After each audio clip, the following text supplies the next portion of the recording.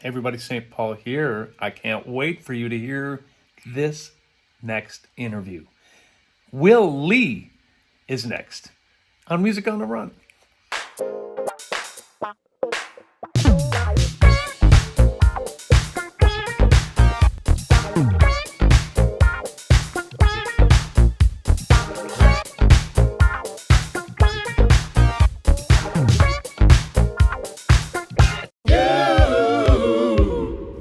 Hey everybody, St. Paul Peterson here. Welcome to episode 43 of Music on the Run. Man, I can't believe we're up to 43. A couple of updates for you. I'm training for the Urban Half Marathon. Finally went into double digits this last weekend. I got my first 10 miler. Yeah, I'm admitting it. I'm a little behind. It happens. But I made it to 10 miles. It doesn't mean that I didn't lay down on the couch immediately afterwards and take an hour nap and go to bed at about 8:30 p.m., but that's just how it happens, and that's how we roll getting ready for a half a marathon. But it was a great run, and I'm happy to say that I'm going to be able to make it, and that's the most important thing. Finishing. That's what I'm saying. I want to introduce a new segment called the Gratitude segment, and give a little shout out to the people who have financially supported Music on the Run. They're called patrons. They go to a website called patreon.com/Music on the Run podcast. And they, for quite a long time now, since we've been rolling, have given $10 a month or have done a yearly subscription and helped us put this program on. So I'm going to make this part of our podcast from here on out. I want to do a little shout out to a couple of people today. Thank you so much to Paul Peterson. Yeah, not me. The other Paul Peterson with a D. He's a great supporter of Music on the Run, and I want to say thank you to Paul. And also Jeff Horseman. He has been such a supporter of everything that I've been doing, whether it's raising money for charity or the Music on the Run podcast, making records, whatever it is, he's always there and it is always supportive. So thank you to you, Jeff. Thank you to you, Paul. Let's get into the program. Are you ready? My guest today is a part of music history. He's played on more hit records than I could ever list here. He was in the CBS Orchestra, the world's most dangerous band, with David Letterman for 33 years. He's one of the most respected musicians and most recognizable bass players in the world. Please welcome my guest, Uncle Will Lee. Hey, Uncle. You're amazing. That's amazing. There you are. That's amazing to hear all that. Until you let me know that there were all these sponsors, I thought this was a freebie. How you doing? You're going to get your $5 in about, 10 years. It's going to grow interest, though. Between now and then or starting then? Well, I think it starts now, and then we'll pay off dividends in about 2035. That's fabulous. Yeah. So I said the most respected musician, one of the world's most respected musicians, and that's the most important thing. How does that make you feel? That's so sweet of you to say. I don't care if it's true or not. It just feels really good to hear that. You paid me to say that, but that's fine. Where are we finding you? Where are you at? I'm in the south of France, which is a place I love being. It's quiet and it's scenic, picturesque. It's relaxed and it's a good way. It's a good place for me to actually creatively focus on stuff. So I'm doing a lot of sessions and stuff. I just got through with my 5-string bass. Oh, playing. Really? I know. It wasn't about fun, believe me. It was just about getting the job done. But if I want to have fun, I go right to the 4-string. I hear you. Every time. But I'm loving, there's this artist that I'm working with now. His name is Eric Gainey, and he's kind of a, I guess you could, in our world, you could call him an anomaly because he's only been writing for like 3 or 4 years. And the songs he's writing are just unbelievably great. I think you're going to hear a lot about this guy. How do these people find you? Well, a friend of a friend sort of thing, or maybe not even a friend, just a guy who sort of halfway represents him in this case, had known me for, I did maybe a session or something like decades ago. And all of a sudden he said, I got the guy for you, and you got to try this. You got to have Will Lee play on this thing. And all of a sudden, like, we're becoming good friends, and he keeps throwing me one song after another, and they're all better than the last. Oh, cool. That's so Amazing. cool. Well, Yeah. you and I got a chance to play together as well. And I think you were in France at that point in time, too. For the Funk Friday thing. Well, you did Funk Fridays. Not only that, but I played on a song of yours. And the whole Peterson family did as well. This is I felt like that was a coup. Getting all three of you guys, you, your brother Ricky, your brother Billy, and everybody played so great on this song of mine. And it was just really like when you have brothers that play together, I guess I can liken it to the Brecker brothers. There's a thing.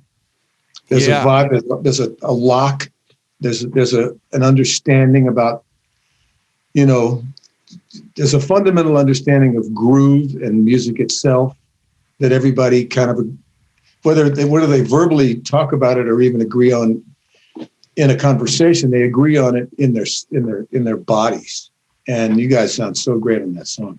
I knew you'd understand it right away. It's not that complicated of a song, but it was fun to hear you guys treatment of it. Well, we were so honored to do it. You asked, and I'm like, yes. Finally, we get to do something together. But it's also been so cool for you to come on and lend a hand with the Funk Fridays. I think you've been on a couple so far, and I got to get you on some more as well. Those are great. When's the next one coming out? Well, we got one coming out every Friday. We're up to 70. At this taping, we're up to 71 now. So you don't skip Fridays. You do every Friday. Every Friday, no skipping allowed. I think I've missed a few lately, just because of not seeing an announcement. Well, yeah. They're out there. I think, with the Facebook algorithms and Instagram algorithms, you never know which ones are going to get pushed and which ones aren't. But we do them religiously every single Friday, and it's been just so great to have you on there. That's great. You write these 1-minute pieces that are just a blast to play and, not even challenging, just fun. That's all it's supposed to be. Get a group of your friends together to play. And they're your friends, because I've met a lot of people just through you doing this. It's been great. Isn't that crazy? You know everybody. And then you ask, if you don't know everybody, you'll ask one of us, can you connect me with so-and-so? And then the network just grows. It's been unbelievable. Your friend Randy Brecker's been on one, and you hooked me up with Sean Pelton. He's going to come on one in the fall, he said. It's going to be great. There's so many people I want to get on that project. And this week I'm working on the Steve Miller Band to do one. Now, who's left of which version of the Steve Miller Band are we talking? I'm actually combining as many as I can. I've asked the Ricky, Billy Paul people to come on, the Kenny Lee Lewis, the Wootens. I'm going to try to get as many humans as I can get. I've asked Gary Malaber, but we'll see. A lot of people don't have a setup at home, so it's, sometimes it doesn't work out. Mr. Miller. Say that again? Are we talking about Steve also participating? Well, I hope so. I'm going to give him a phone call and see if he wants to do it. I think he'd be down. He loves to play. He loves to do that kind of stuff. Yeah, he's a great guy. I remember coming to New York as a young man. You had a relationship with my brother Ricky, and he introduced me to you, I believe is the way that worked. But I remember you just opening your arms and welcoming me and showing me around. And I remember hanging out with you, going to stores that had gadgets. You're a gadget guy. Are you still a gadget guy? I love gadgets. Who doesn't? We need gadgets. We need gadgets. I just want to say that, as you know, I'm a gadgeteer, and there are two scientific developments in my entire life that have been at the top of that whole gadget food chain, and this is one of them, the iPhone, ladies and gentlemen. Mm-hmm. You like that one, huh? This is one of the top two in my life. What's the other one? You know that thing when you go to the beach that you screw into the sand so that the umbrella doesn't blow away in the wind? Yeah. That's the other one. top tune. I remember we used to get these watches that did everything. I think there were calculators, and this is so long ago, but it was absolutely cutting edge. It was, and now, who needs a watch? You got this. That's true. Or the Apple Watch, I guess. Pretty cool. Hey, Unc, when you play, I look, of course, I've been watching you, and you're one of my heroes, so it's just fun to be able to talk with you on this level, but I watch you, and you dance when you play. You can't sit still. You can't help it, can you? I think that's part of what's fun about playing. I mean, I come from drums, Right. And I think I'm trying to replace some of that missing limb involvement. Sure. When I play bass, because really now you're down to two things. You were at four things, and now you're down to two things, right? I totally get it. I got my set right back here, man, and it's collecting a little dust.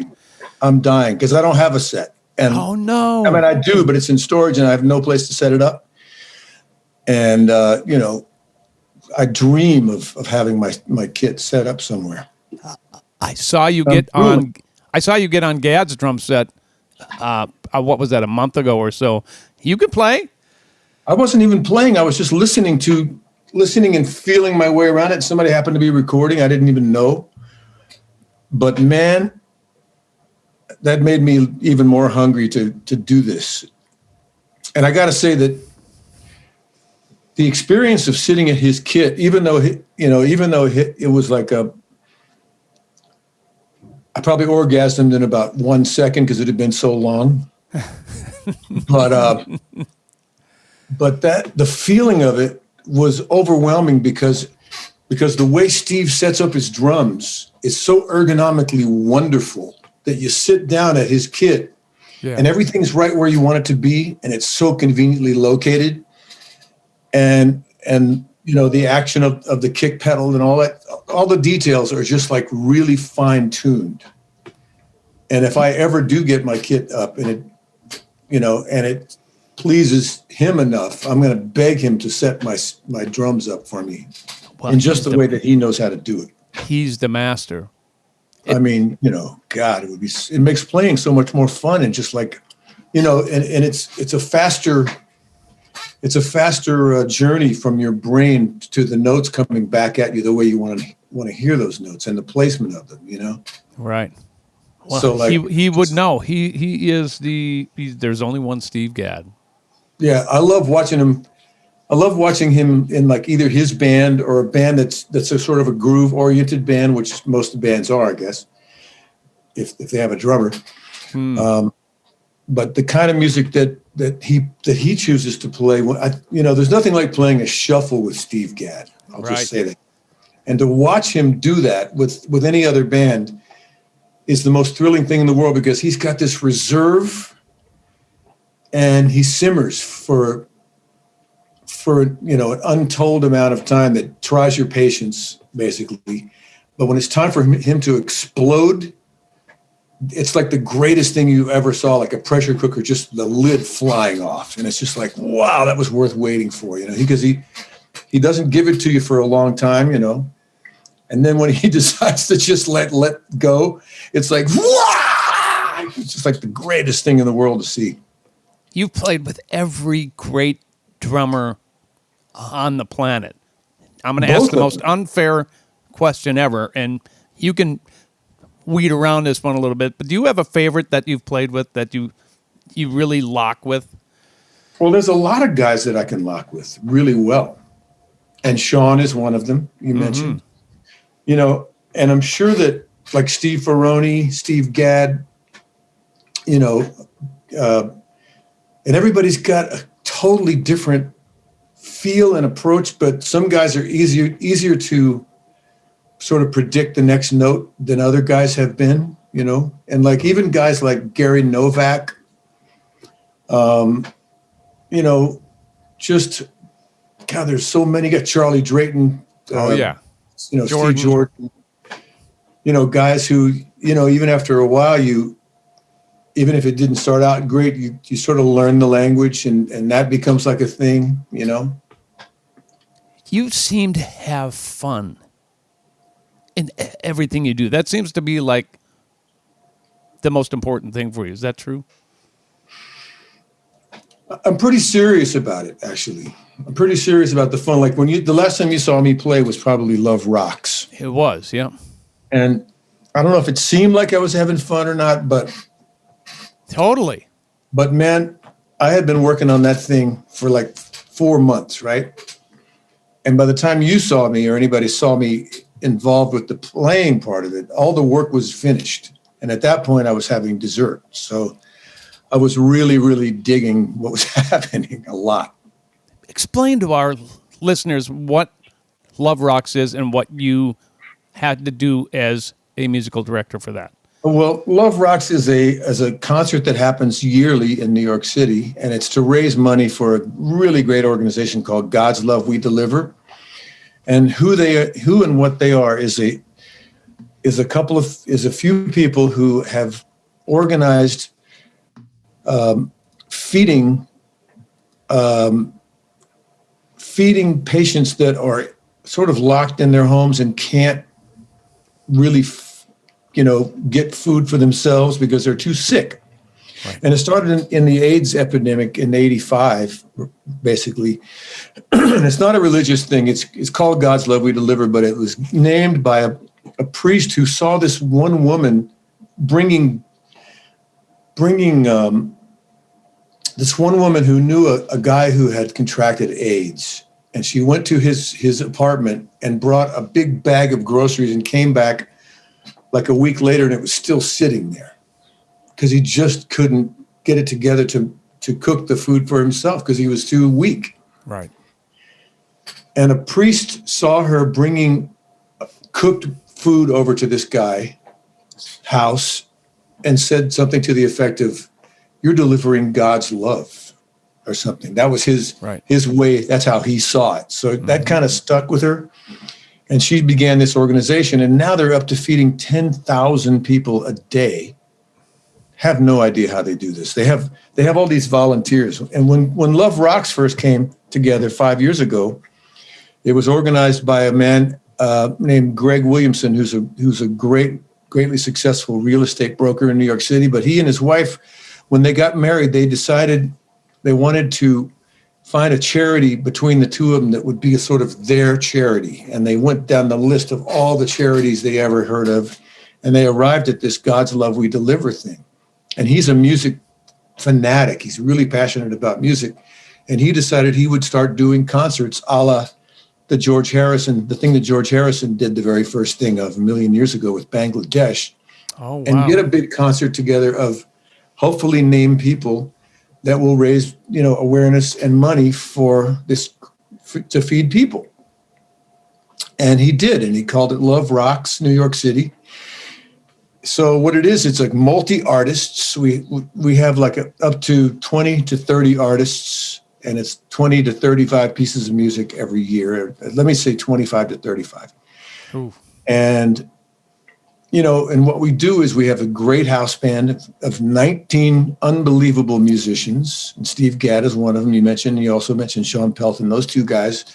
So it's like a big festival up there on the stage. And it's really like a 4-hour festival, a festival in 4 hours of all kinds of different artists playing their solo stuff and hopefully playing with another artist. And we dovetail artists together, in order to segue or bring on a new artist. We'll have an artist join an artist who's just done one of their tunes, and then they'll come together on like a cover song or maybe one of their own songs.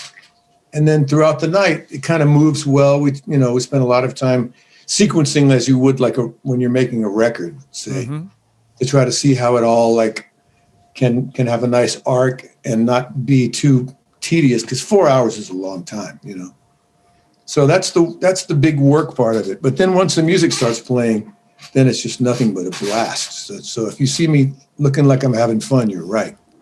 You're responsible for hiring the musicians, the backing band, for getting the charts together, the arrangements, or maybe you hire an arranger to hire you do most of? I hire a guy to actually write the charts. Okay, I work on the arrangement, and then he makes it look like something. right. Do you actually suggest the stars like Bon Jovi, Gary Clark Jr.? Is that, or is that like by committee? It's very much by committee because the other producers are Nicole Rector and John Barbados. So he's very passionate about music too. He has a record label, as you might not know, or you might know. No, I didn't. And so he's really, he's very responsible for sort of bringing to the public Gary Clark Jr., for example. He has an eye for talent. And this year he introduced a new guy. God, now I gotta remember his name. We'll insert it later. Yeah. Yeah. Anyway, I can't think of his name right now, but it's a blur, the whole thing. Anyway, it was great. It was an incredible concert, and I was lucky enough to fly out. You had hired my brother Ricky, whom we mentioned earlier, who's an incredible keyboard player. He just happens to be my stupid brother, whom I love very much. And I'm like, you're doing this concert. Guess what, big bro? I'm flying out. And Will, you took good care of me. I was able to sit and watch this whole thing go on. And yeah, you were having a ball. And it was fun to watch you interact with everybody, with the drummers, with everyone else. Your attitude throughout the years that I've known you is so infectious. And I think people around you understand that you're there for fun. You're serious about the music, but you're serious about the fun. And the thing that I noticed about you that I want to bring up is that I was sitting backstage with Leo Sidran, whom you know, and you had just finished the concert. So we were coming up just to gather our things from the dressing room. You were the last person I expected to see. I thought, maybe you could have been out hobnobbing and being with the press and doing all those things. No, where was Will? He was up in that dressing room hanging out with me, my brother, the musicians. Is that just who you are? Is that you just like that kind of a hang more so than going for all that glory? I was exhausted. Fair enough. I couldn't wait for you guys to leave so I could fall asleep on the couch. No, actually. What are you doing in my dressing room? Get up. I was high as a kite, of course. Yeah. And exhilarated and exasperated and, all the things that you would be after 4 months of working on a thing that just ended 1 minute ago. And, to me, that's the hang. The cats are the hang, Right. So, I love all the glitz and the glamour and all that stuff. But, I just love having a real conversation in a much more private sort of environment, than I hate parties because of that, because you always end up, if you're lucky, to talking to one person the whole time in a corner. Right. Because you can't address, even if it's a party for you and it's all the best people in your life that you love so much, you're never going to hang with them that night at that party that's for you. You're going to see one or two people. Right. And if you're lucky, you'll have a meaningful moment with somebody, I just thought that was fascinating, the choice that you made to come upstairs. And I get it. You were done. You were tired. But it was so cool to see you with your bros in the band hanging out at set, after that huge event. I thought that was remarkable. I've been thinking about those bros and those sisters ever since that night. Oh man, it was so I want to write fun. everybody and tell them how much I love them and how much I, appreciate everything that they did for the concert, because, everybody really dug in deep. Let's switch gears a little bit here. We have to talk about Late Night and your 33-year career of being, is it two different names for the band? Because I'm going to screw this up. CBS Orchestra and the World's Most Dangerous Band? Right. It was nicknamed the World's Most Dangerous Band by Dave back in the NBC days. And I believe, as silly as this sounds, I think that became intellectual property of NBC. Oh, wow. Really? In fact, we did an album in between the two shows where it probably would have served Paul Schaefer very well to have called it Paul Schaefer and the World's Most Dangerous Band. Right. But even to make an album, he wasn't able to use that name. So he called it something like the Party Band or something. The Party Boys of Rock and Roll or some ridiculous. Oh my God. You couldn't get clearance for the name of your own band. That's about right. That's corporate for you. And then in just as spontaneous of a moment, when we got over to CBS, Dave shouted over something like the CBS Orchestra, and then that stuck forever. Huh. You spent most of your adult life in that building. Did you ever fathom that gig would last that long? I'm still waiting to enter my adult life, by the way. Between you and me. Are you still in adolescence, are you? No. Yes. Yes. In fact, that's where I am in France. I'm in Adolescent, France. Very beautiful area. Adolescent. I just took a swim in the pool today. You did. And I thought I was going to be Mr., get some real great exercise. And then I'm going back and forth. My wife, Sandrine, is going back and forth at about 4 times the speed. Mm-hmm. And I'm realizing she's a dolphin and I'm a manatee. Anyway, go ahead. Where were we? How did you get the Letterman gig?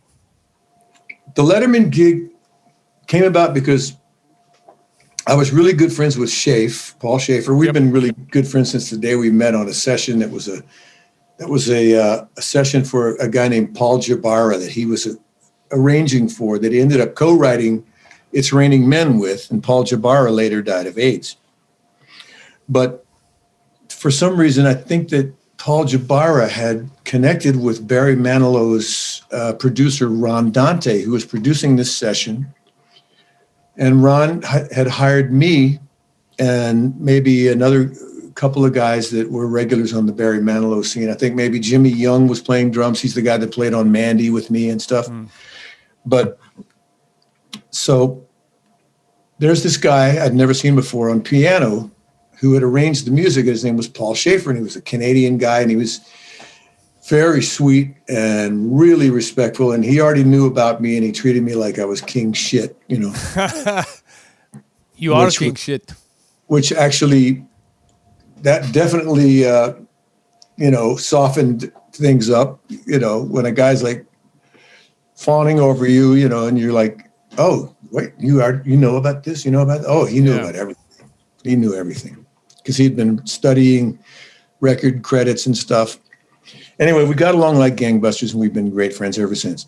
So we had this band. I was in a band, as they say, that was big in Japan. And it was Hiram Bullock, Steve Jordan, Clifford Carter, and myself. We were called the 24th Street Band. Okay. And right as we were disbanding, Schaefer, who had become friends with us all and knew what kind of music we were all into, was getting a call from Letterman to be the musical director on his new upcoming pilot, which ended up being 33 1/3 years of a pilot. So Schaefer said, he called me and Jordan and Hiram and said, I got this comedy talk show pilot to do, and I'm thinking of using the music of James Brown, Motown, the Stones, and the Beatles as the music. Instead of going like the Doc Severinsen route, doing, whatever those guys were doing. This is what I'm thinking of as doing instrumental versions of for the music at the show. I said, man, that sounds like fun. When do we start? And he said, next week. Whoa. I said, man, why don't we sit down and learn something, so we got together like every night for a few nights until it was time to do the first taping. And the way I felt about it was like, first of all, 13 weeks of solid work was like unheard of. Yeah. I couldn't believe that was coming. I called my drug dealer. I was a drug addict at the time. I've been to rehab 36 years ago, and I'm very public about it. I called him up and I said, just bring a truck, unload everything into my apartment. I got all this money coming in. Oh man. Anyway, Danger. really bad, really dangerous. Anyway, I was excited about 13 weeks of solid work, and I couldn't believe it was something that I could actually look forward to. 13 weeks of for sure work, and then the next thing you know, it got renewed. We got another contract, another 13 weeks. Must be going pretty good. And the next thing you know, a 3-year contract came in. Whoa, this is unbelievable. And that's when you knew it was a hit show, and that things were going to be going pretty well for a while. I couldn't believe it because it was really experimental. Dave was doing a lot of really experimental knucklehead stuff that he couldn't get the rights to certain artists and stuff because Johnny Carson was kind of like in control of things. A little politics in late night, maybe? Huh? A little politics in late night? Big time politics. I mean, Carson loved him, but he wanted to support him without being competed with by Dave. Interesting. So he had a few stipulations. You can't use this artist. You can't use this person, a certain distance. It's like a club owner saying you can't play First Avenue if you're going to play, so-and-so. Got it. Yeah. 2 nights later, Right. Anyway, so Dave got really creative with the writers and came up with all this wild knucklehead stuff, like Velcro suits and diving into a vat of Alka-Seltzer, just all this stuff, and hiring people like Larry Bud Melman to be a character on the show, and just off the wall things that were happening. And you had a front row seat. And it was, you didn't know what was happening until you started realizing that, wait a minute, big sponsors are coming in, but here comes Budweiser and stuff, and that's when like the 3-year contract started to happen. Right. And then it was a show and it was a hit and kept going and going 33 years later. You played with a lot of your heroes on that show, didn't you? A lot, yeah. One of the coolest things for me was because I told you you're one of my heroes, is that I got to do something somewhat similar by playing on the Donnie and Marie show. And one of my favorite things about that was getting to play with people like Stevie Wonder and the different people that would come on and use the house band. It blew my mind. Kenny Rogers, Glenn Campbell. And your list is so extensive. Did you have a favorite hero that came on and you got to play with? Looking back, I think, it never got any better than James Brown. And that was really early too. That was like within the first few months of the show. And we couldn't believe it. We couldn't believe that he was grooving as hard as he was on our band, first of all. Ooh. And after that, every time he came on, he gave, you've probably heard stories about what a control freak James Brown was, Sure. Dangling a little paycheck in front of guys just to keep them on the road. Meanwhile, they're basically starving, but he would just give them just enough to stay on the road, that kind of stuff. And, he would fine them if they made a mistake and all that stuff. Do the flashing. That's where Prince caught all that stuff. So I know it indirectly. Yeah. Well, it's true. It's in all these movies about James Brown and stuff. But rather than having that attitude toward us, he right away recognized that Paul Schaefer was such a great band leader that he trusted Paul to the point of, like, next time he came on the show, he let Paul do everything, pick the songs, whatever. Wow.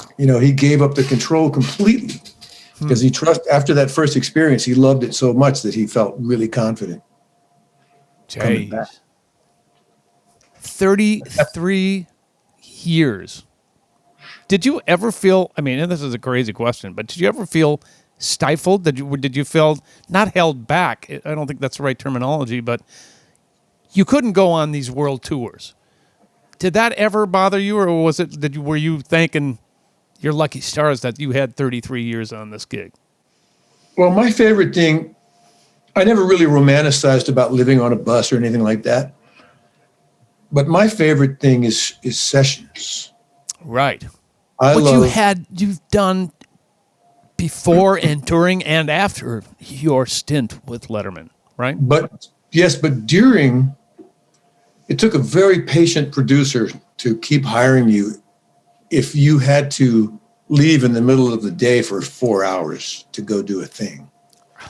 Right. You know what I mean? So the session thing, like the long all day record session thing started to go away for me Yeah. so I had to give up that because I didn't have the freedom to say, yeah, I can be there all day. You know, I mean, there were other types of sessions that I could do, like a recent Alicia Keys album right before the Letterman show ended. We had these. The call was like it was 6 p.m. to 8 a.m. Oh. So those I could take. Yeah, Whoa. she would walk in at 11. By the way, Oh my God. I don't know what we were supposed to be doing for those first 5 hours, but we were there hanging. Getting paid to sit there and watch television. I mean, we knew she wasn't coming. She had kids. Yeah, of course. Once she put them to bed, she would show up. Explain to me how it feels that in your transition to not doing the show, was it 4 days a week? Yeah. You're done with the show now. Is that an easy transition for you to not doing that show? It was actually because I did enough, I think. Did you? You were done. After the first 30 years, it becomes like, yeah, I feel like I know what's going to happen when I get there. Aha. You start to detect a pattern, Right. and that's not always good. I mean, for me, man, when I first went to New York, it was to join a band called Dreams that had the Brecker Brothers and Billy Cobham and stuff, and that band started to fold when Billy Cobham left to go do Mahavishnu Orchestra. Right. Because he was basically the guy who drove the bus, as far as like the band was a very improvisational band. And on shows, we were counting on him to really shift the gears from moment to moment musically, just because he was so powerful, so good at it. Then when he left, we never found a replacement. So we kind of fizzled away. And me having moved up there from Miami, I thought I was going to go back to Miami. Oh. And I had just become aware of like what a studio musician was all about, because I didn't really know much about that when I first came to New York. But I'd seen a lot of the guys in the band go into sessions, and I visited some sessions with them, and I thought, man, that would be the ideal thing to do. Because you walk in a room and you're walking in a room with a fresh bunch of musicians, play a piece of music you've never played before and may never have to look at again ever, leave and go to the next room where that's going to happen all over again, maybe several times a day. Right. To me, that was like the ultimate gig you could ever want to do. You never got bored. But I saw how sewn up the whole thing was, and I thought, well, that's not going to be me ever, obviously. So I'm just going to go back to Miami and just kind of, I'll be thought of as being a cool guy because I will have played with this band Dreams in New York City. So yeah, there's my big moment, and that's it. Right. But there was a couple of guys in Dreams that said, oh no, you're not moving back to Miami. You're going to stay here. We're going to get you work. Whoa. And next thing I knew, they were recommending me for sessions when a guy couldn't make it. And that was it.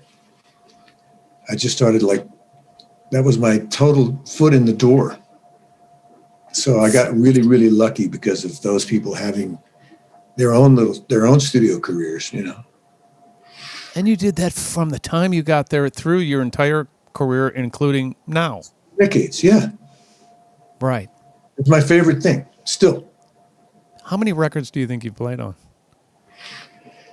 I'm sure at least a couple of thousand albums, so far. It's so funny because I've known you so long, and I don't even know which records you played on.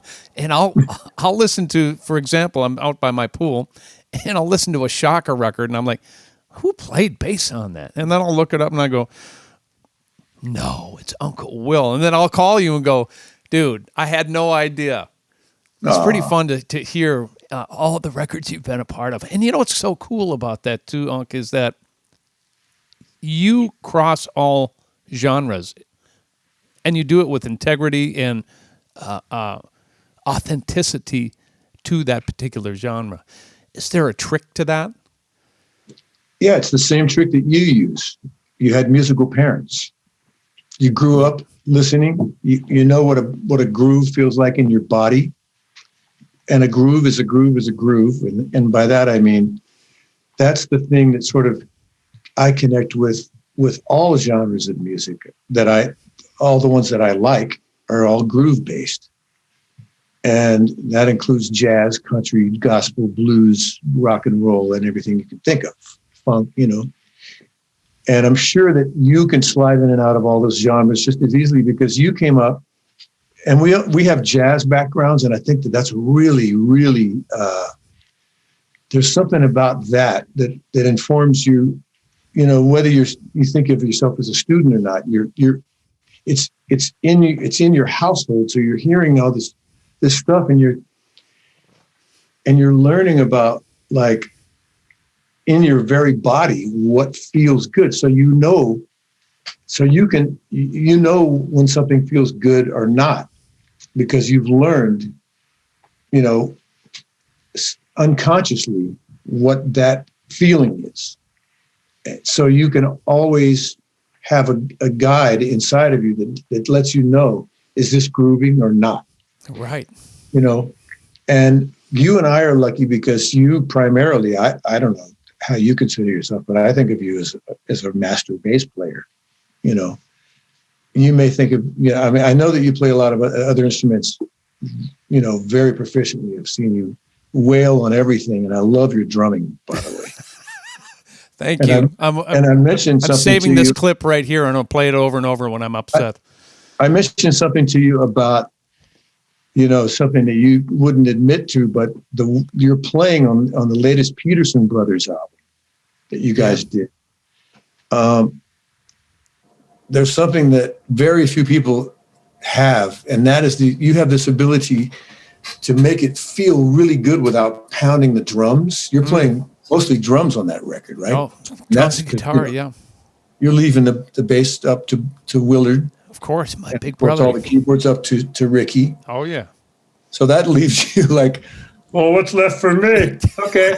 The utility man. Exactly. And man, you took it all the way home. It was great. I love the way you don't hit hard, and which allows the instrument to really, the sound of the instrument to really be heard instead of just the thwack. I mean, you hear the drums, which is really cool. Well, that's rare. You don't hear that much. I wasn't expecting that. Thank you so much. Well, hey, I want to switch gears on you a little bit because I want to be good to you and your time, and I want to talk about something that is so important to me, and I know so important to you, and you've been very vocal about this. Talk to me about the importance of your sobriety. I'm alive. That's a good thing. And that's a good way to start each day. Right. By being alive. Yeah. Yeah.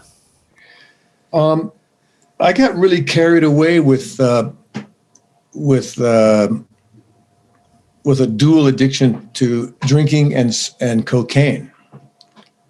They got really they were so available, and I think I got really into the feeling of and it was debilitating too. I mean, you couldn't function, so you really had to become like you really had to pick your moments when you were going to do this.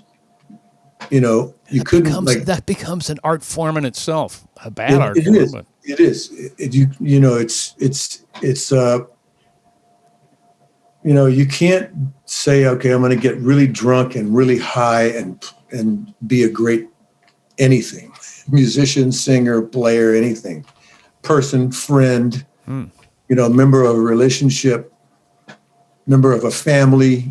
All you're going to be is a pain in the ass, but you're going to think you're really happening until it gets to the point where you start looking around your life and you find yourself like, this is what happened to me. I found myself in a situation where my relationships were falling apart with my friends, and my, person I was living with, she was somebody I didn't even really want to be with,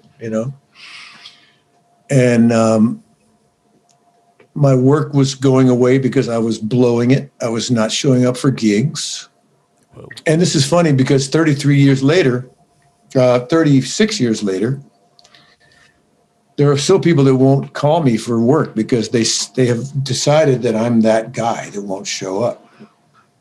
I know how convenient to pigeonhole somebody, but we're all guilty of doing that. Mm-hmm. But there are contractors who still, no, not that guy. Wow. That's taking a chance. He may not show up, And it sort of got to me after a while. Things got really tedious and complicated to keep it all going at once. The juggle of having to get this substance and that substance and keep it all going. And my work was going away and my relationships were going away. And I said, finally, I just looked in the mirror and I said, "Are you happy doing this?" And I could not come up. I couldn't even say yes I couldn't even fool myself for 5 seconds. So that's where, that's when it all ended.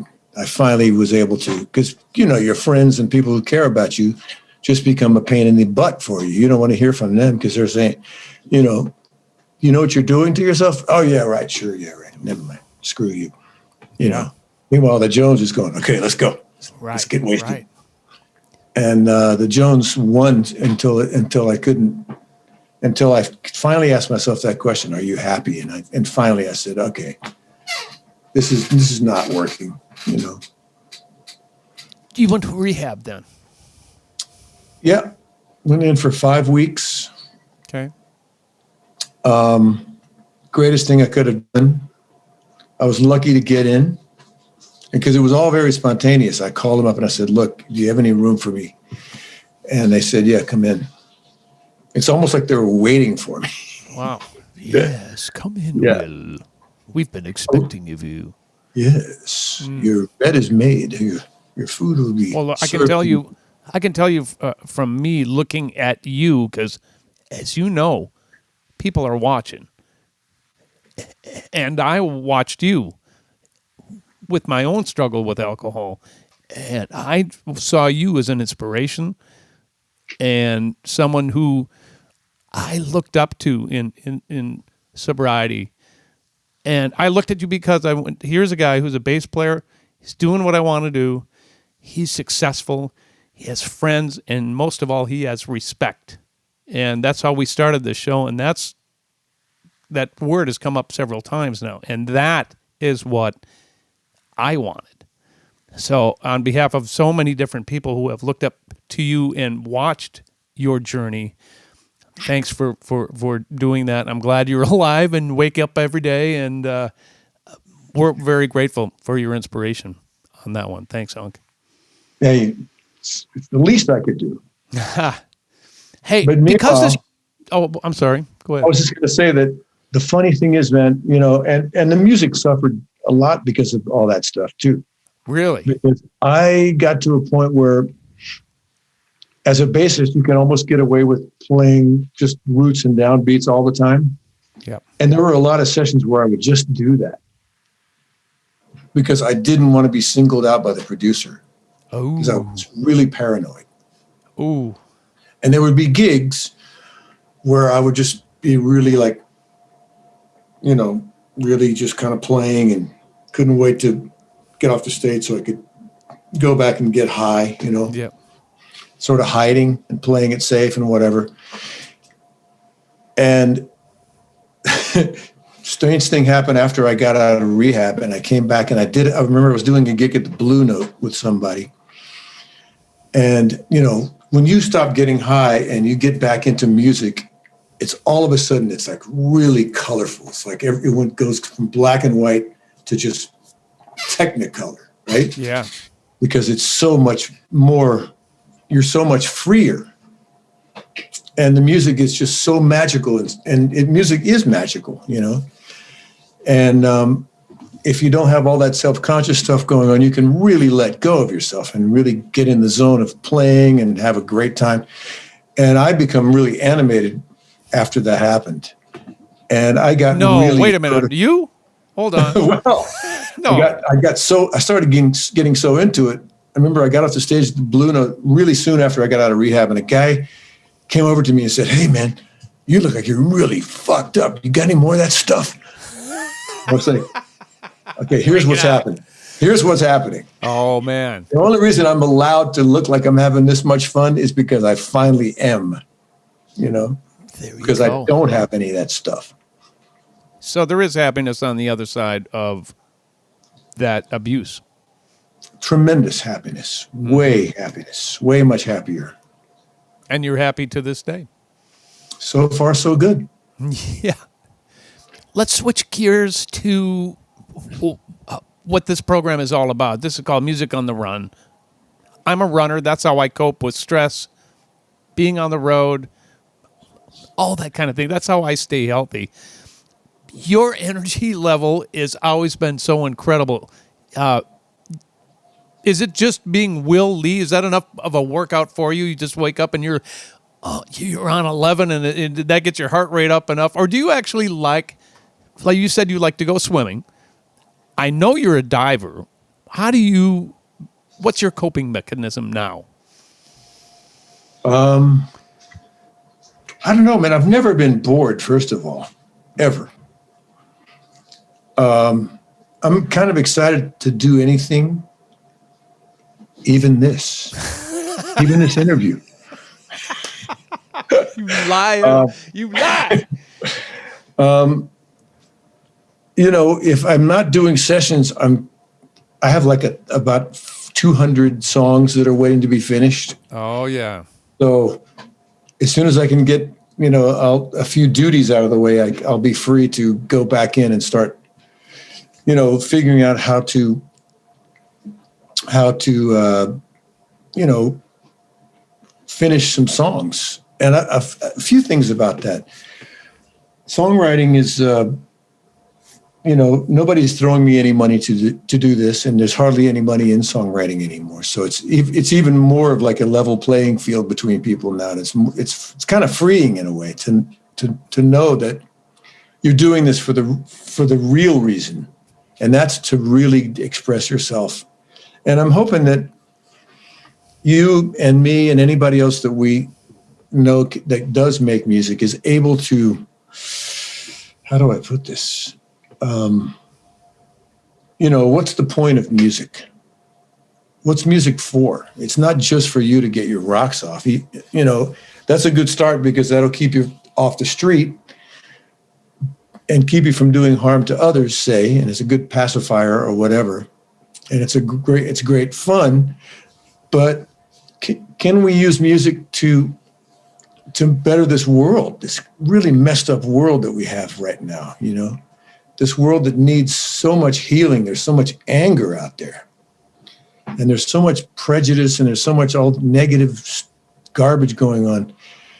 How can we get our music to make a dent, even a ripple in that crazy trajectory that's going on, you know? Mm. So that's kind of what I'm hoping that I can sort of, you know, arrive at with lyrics, with anything, with the groove itself, you know, with the melody, with something that makes somebody feel other than anger or other than prejudice or other than hate. Music has the ability to do that and to heal. And if we can play a small part of healing on this planet, and that is, I think, every artist's job, that's really what we're supposed to be doing. If we can do that, then I think we've done our job. I think so. As you look back at everything you've done in your career, what are you most proud of?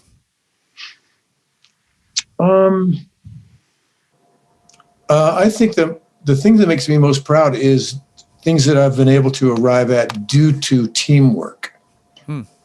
It's never been about me, the things that make me the happiest. It's always been about me in a combination with great, say, engineers and producers and fellow musicians and artists.